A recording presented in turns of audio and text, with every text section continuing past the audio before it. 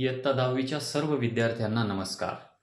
विद्यार्थी मित्रांनो, आजच्या व्हिडिओमध्ये आपण पाहणार आहोत इयत्ता 10वीच्या गणित भाग 1 मधील प्रकरण 6वे सांख्यिकी यामधील सराव संच 6.1 मधील प्रश्न 4.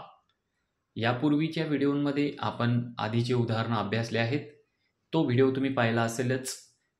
नसतील तर त्यांची लिंक मी डिस्क्रिप्शनमध्ये देत आहे. त्यांच्यावर क्लिक करून तुम्ही ते व्हिडिओ पाहू शकता. चला मग पाहूया उदाहरण 4. तत्पूर्वी चॅनल सबस्क्राईब केला नसेल तर करून घ्या मित्रांनो. तर उदाहरण 4 आहे. काही बागायतदारांच्या संत्र्यांच्या उत्पन्नाची वारंवारता वितरण सारणी दिली आहे.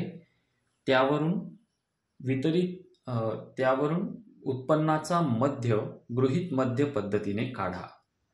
तर या ठिकाणी आपल्याला ही वारंवारता वितरण सारणी दिलेली आहे. यामध्ये आपल्याला पहिल्या रो मध्ये उत्पन्न दिलेलं आहे 25 ते 30,000 रुपये, 30 ते 35,000 रुपये, 35 ते 40,000 रुपये, 40 ते 45,000 रुपये आणि 45 ते 50,000 रुपये. आणि खाली दिलेलं आहे बागायतदारांची संख्या. 20 बागायतदार असे आहेत की ज्यांचं उत्पन्न 25 ते 30,000 रुपये आहे. 25 बागायतदार असे आहेत की त्यांचं उत्पन्न 30 ते 35,000 आहे. आणि याप्रमाणे ह्या बागायतदारांच्या संख्या आणि त्यांची उत्पन्न आपल्याला दिलेली आहे.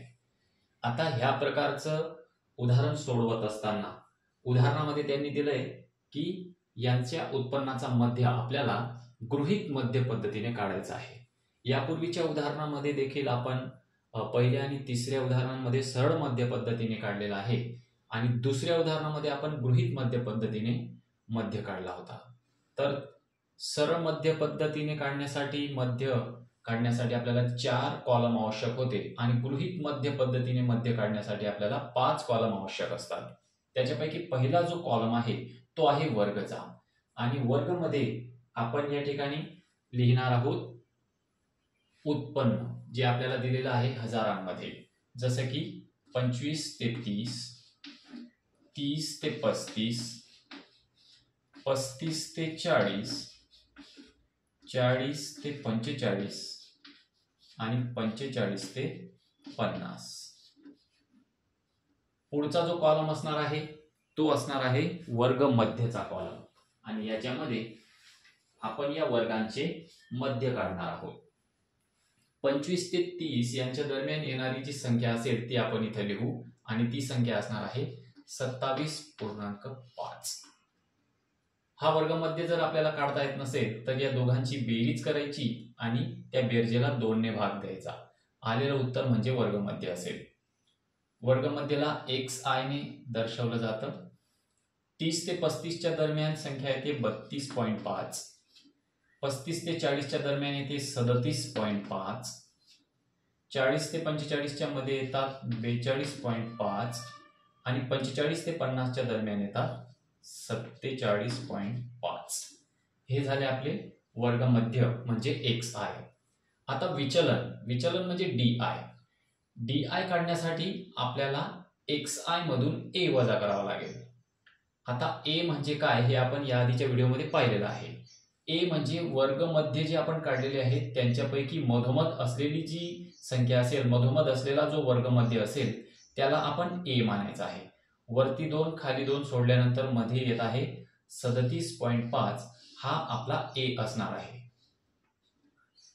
आता याच संख्यांमधून आपल्याला हा a वजा करायचा आहे आणि आलेलं उत्तर या di मध्ये लिहायचं आहे. di म्हणजे काय? xi वजा a. आता इथं xi आहे 27.5. त्याच्यामधून हा a वजा केला की 27.5 मधून 37.5 वजा जर केले तर आपलं उत्तर येणार आहे ऋण 10. कारण 27.5 पेक्षा 37.5 मोठा आहे आणि म्हणून ते उत्तर येणार आहे ऋण 10. 32.5 मधून 37.5 वजा केले तर उत्तर येणार आहे ऋण 5. 37.5 मधून 37.5 वजा केले तर उत्तर आहे 0. 42.5 मधून 37.5 वजा केले तर उत्तर येणार आहे 5 आणि 47.5 मधून 37.5 वजा केले तर उत्तर येणार आहे 10. अशा पद्धतीने आपण di काढलेला आहे. आता आपल्याला वारंवारता म्हणजे एफ आय या ठिकाणी लिहून घ्यावी लागेल. ही आहे आपली एफ आय, ही वारंवारता दिलेली आहे. 25 ते 30 हजार उत्पन्न असलेल्या शेतकऱ्यांची संख्या 20 आहे, जी की इथं दिलेली आहे. पुढे 25 आहे, त्याच्यानंतर 15 आहे, त्याच्यानंतर 10 आणि पुन्हा 10. या सर्वांची बेरीज आपल्याला खाली समेशन एफ आय मध्ये लिहून घ्यावी लागते. 25 अधिक 20 होतात 45, 45 अधिक 15 होतात 60, 60 आणि 10 70, 70 आणि 10 80. तर यांची बेरीज होते एकूण 80. 3 ते 4 मार्कांसाठी विचारलेल्या या प्रश्नामध्ये आपण कॅल्क्युलेशन चुकवायचं नाही मित्रांनो, म्हणून आपण हे कॅल्क्युलेशन व्यवस्थित करून घ्यायचं आहे, बेरीज वजाबाकी जे पण असेल. आता शेवटचा कॉलम असणार आहे वारंवारता गुणिले विचलन, म्हणजे या संख्यांच्या सोबत गुणाकार करायचा आणि आलेलं उत्तर इथं लिहायचं. म्हणजे एफ आय गुणिले डी आय यांचा गुणाकार इथं येईल, एफ आय गुणिले डी आय. तर 20 गुणिले 10 म्हणजे बे एक बे, धन ऋण यांचा गुणाकार असेल ऋण, 1 आणि 2 शून्य आलेल्या उत्तरावर ठेवले आपण.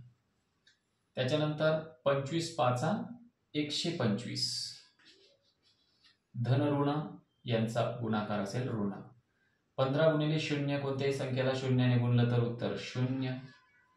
10 पाचा 50 आणि 10 10 100. आता या सर्वांची बेरीज आपल्याला इथं करून घ्यावी लागेल summation F I D I मध्ये. अगोदर ऋण संख्यांची बेरीज आपण करून घेऊ. 2 ऋण संख्यांची बेरीज असणार आहे ऋण, तर 200 अधिक 125 होतील 325, ऋण 325 आणि 100 आणि 50 ची बेरीज होईल 150. ऋण धनची होईल वजाबाकी, 325 मधून 150 गेले तर उत्तर येईल 175. तर इथं आपण मोठ्या संख्येचं चिन्ह त्या उत्तराला देणार आहोत. उत्तर आहे ऋण 175. या सर्व बेरजा आणि वजाबाकी ज्या असणार आहेत विद्यार्थी मित्रांनो, त्या आपल्याला काळजीपूर्वक करून घ्यायच्या असतील. आता आपल्याला मध्य काढण्यासाठी सूत्र तर आपल्या लक्षात आहेच, एक्स बार बरोबर ए अधिक डी बार. मग ए आपल्याला माहिती आहे पण डी बार आपल्याला माहित नाही, म्हणून आपण सर्वप्रथम काढायचं आहे डी बार. आणि डी बार काढण्यासाठीचं सूत्र आपल्याला पाठ असलं पाहिजे summation F I D I भागिले summation F I. F I D I किती आहे समेशन, ते आहे ऋण 175 भागिले समेशन एफ आय आहे 80. यांचा भागाकार आपण करून घ्यायचा. इथंच आपण करून घेऊ. 175 भागिले 80. 80 म्हणजे 8चाच पाढा म्हणू आपण. 8 दुने 16, 16 म्हणजे 160. खाली उरले 15, त्याच्यावर घेतला 0, त्याच्याबद्दल इथं ठेवला दशांश.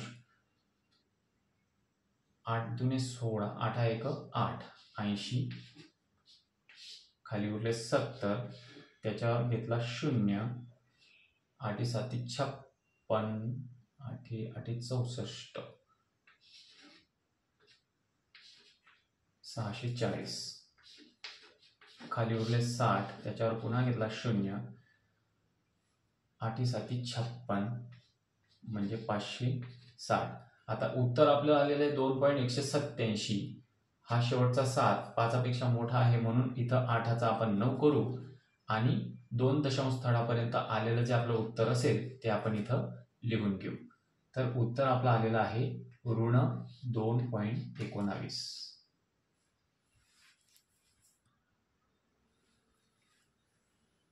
उत्तर आपण लिहून घेऊ ऋण 2.19. खाली लिहून घेतो मी, तिथं जागा नाही. आता आपल्याला मध्य काढायचं आहे आणि मध्य काढण्यासाठीचं सूत्र आहे एक्स बार बरोबर ए अधिक डी बार. एक्स बारचा अर्थ होतो मध्य. मध्य बरोबर ए अधिक डी बार. ए किती आहे आपण शोधलेला, तो आहे 37.5 अधिक डी बार किती शोधला आपण? डी बार आपण काढला ऋण 2.19.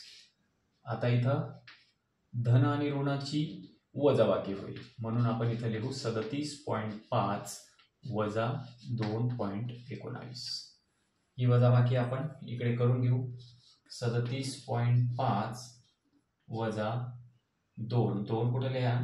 37च्या एकक स्थानाच्या खाली आणि इकडं 19. इथं वरती आपण काहीच नाही म्हणून 0 लिहून घ्यायचा. तर ही वजाबाकी केली तर आपल्याला उत्तर जे मिळणार आहे ते मिळणार आहे 35.21. एक्स बार बरोबर 35.21 आणि याचं एकक काय आहे मग? 1000 रुपये.